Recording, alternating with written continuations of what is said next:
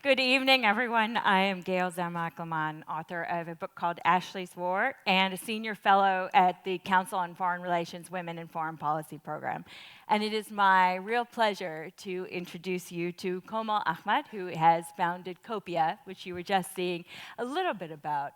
And I want to start by talking about your own journey and what led you to start Copia, because in this room full of storytellers, it really was one story that made a difference for you and that really changed the path of your own life. Oh, yes, so dramatically. Yeah. So it was around the 10th year anniversary of 9/11, and I was walking down the street to go get lunch.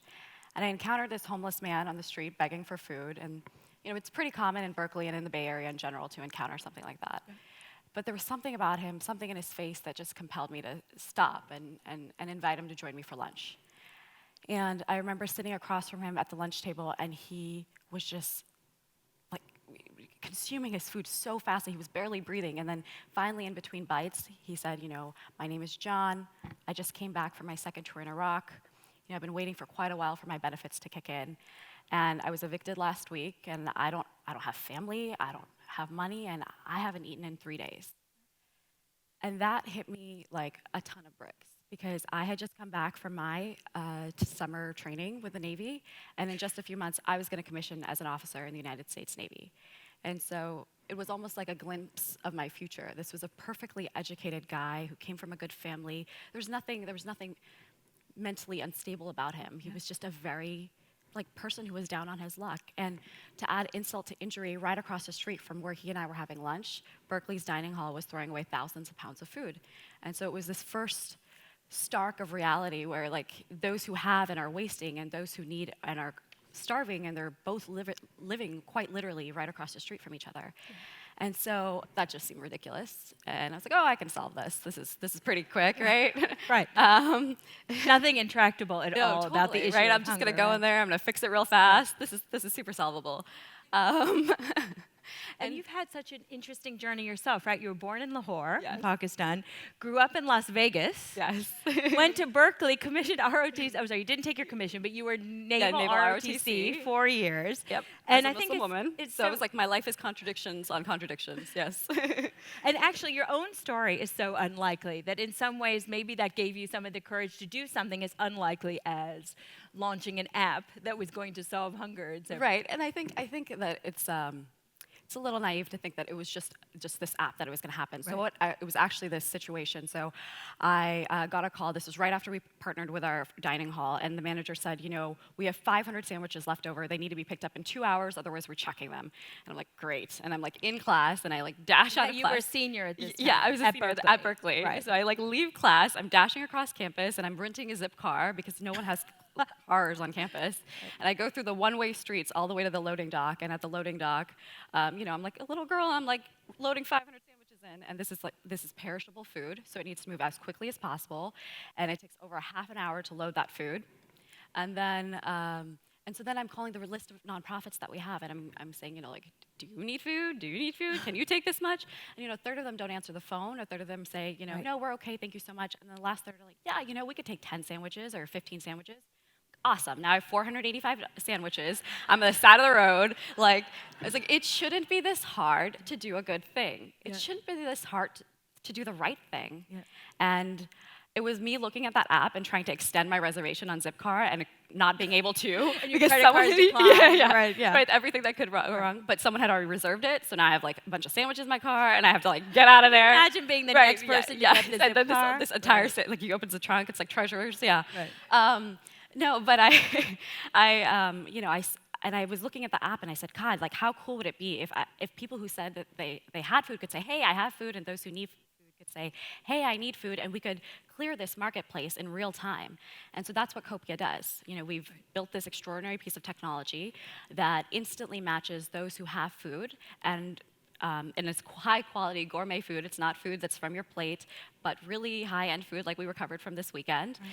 And then it's distributed to thousands of people and nonprofits that are in need. And so that really is the key to this, right? It's sort of in the era of Tinder and Match.com and everything else, what you're doing is matching in real time, matchmaking between people who have and people who need. Yes, exactly. It's Uber for food recovery. It is just on demand. It is the thing that it is the sexiest thing that you could solve, instantly. And if you could do good, you can order food from your phone, you can find your future partner, you can do so many different Or that things with your food, evening's yes. partner, right. But you can, exactly, that even, exactly. But now you can also do something really instantly and really good, that's good for your company, that's good for your company's brand, that is good for the community, that's good for your bottom line. And that makes you feel good too. It's an extraordinary concept because, and not because I came up with it, but because everyone wins. Yeah. No one has to lose with Copia. We win because we're feeding, hundreds of thousands of people, Including veterans. including Yeah. veterans, especially, and children and women, and we, corporations get to reduce the amount of food that they're wasting. They reduce disposal costs. They get to feed people directly in their community, which is awesome. And we also help our environment, right? This is one of the largest releasers of methane in our environment, and especially for us in our generation, we're the ones who have to face the damages of prior years. And so we have to do something to fix it. And it's clearly not been solved. So, food banks, other charities, they do incredible work, and it's awesome, but it's not. This is an age-old problem with a solution that can be really revolutionized. We use technology to optimize every other portion of our life. Why can't we use it to optimize the most unnecessary problem that exists in our time? Right. Well, you're talking about most, and I want to talk about one of the biggest spectacles in the United States. Sure. Super Bowl just happened. Yes. What did that mean for you, the Super Bowl? It meant for not your work? sleeping. It meant a lot of logistics. Right. It meant so we actually partnered with a lot of the events from the Super Bowl 50, which was recently in the Bay Area, and so we had a few events that we would pick up food from at 2 a.m., at 12 a.m., at 3 a.m., and then And you have drivers. and we have drivers, and we also had refrigerators. So we filled up 2 of these refrigerated trucks to its absolute brim from 2 donations. And I'm not going to call them out, but but the point is, we were able to feed almost, I wouldn't say over 41,000 people over 2 days, and this is from like 2 events. Amazing.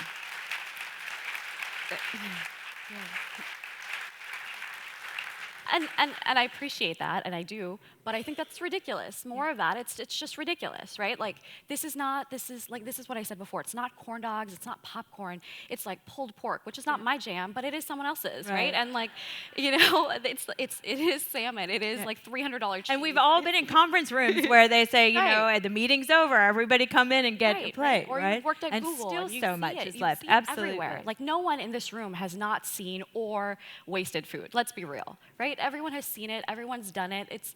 But now there's a really easy way to do something even better with it, which is to feed it on, pass these blessings forward. Well, and I want to close by this. I was just doing some stories in Syria this past week, and you talk about hunger, right, among refugees, Right. and moms who cannot feed their babies, Yes, right? exactly. And you are being reached out to Yeah. by people saying, Yes. could this be a solution Yes. for other parts of the Yes. world, including dealing with this monster refugee crisis? Right, and this was the most extraordinary thing because it just like opened my eyes even more so. So we were reached out to by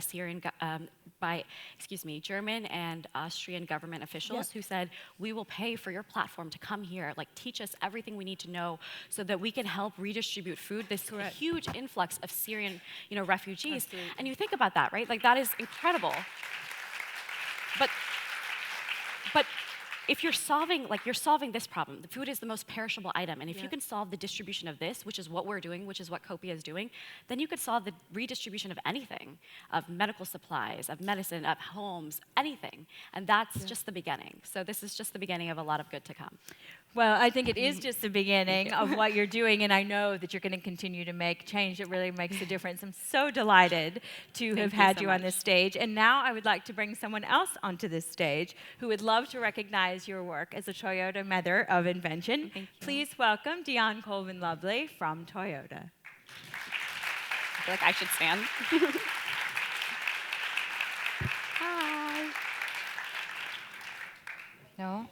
And thank you, Tina. Oh my God. This is such a phenomenal gathering of change makers, and Toyota is a proud partner with Women in the World for the 5th year in a row.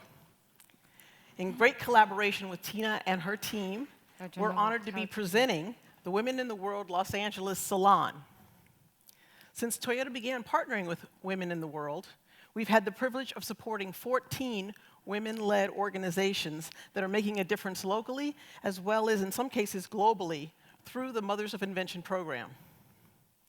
The Toyota Mothers of Invention honorees are courageous women who are developing innovative and practical solutions to some of the world's most pressing problems. Tonight, we actually have 3 past Mothers of Invention here today, so I wanted to extend a special welcome to Tricia Compass Markman of Day One Response. Okay. We also have Tina Hovsepian, who runs an organization called Cardborgami. That's a tough one.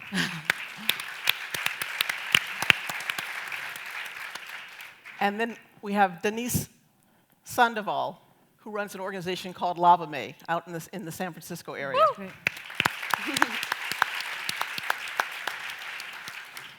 I also wanted to take a quick moment to acknowledge some of my colleagues who are here tonight from Toyota.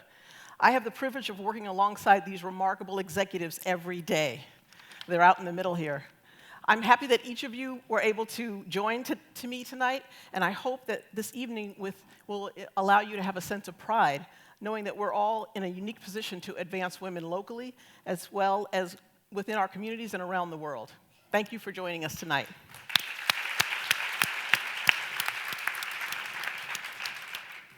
We all know that this salon proves that when good ideas are shared, great things can happen. The impact and dedication we just heard about from our Toyota Mother of Invention, Komal Ahmad, and the work she's doing in San Francisco and the surrounding communities is truly inspiring. And so now I'd like to turn the attention back to Komal, who I'm very fortunate to share the stage with tonight. Komal, can you please join me here? I'm a hugger. Ah, good. Well, in recognition of the tremendous work that you do, and in hopes that we can continue to support your mission, I'm delighted to be able to present Toyota's Driving Solutions Grant for $50,000 to you. Thank you.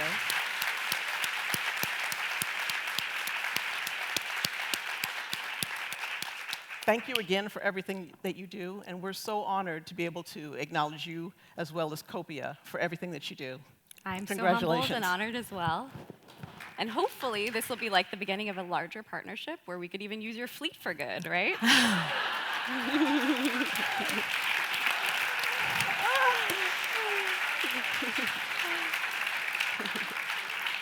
Absolutely, I know people.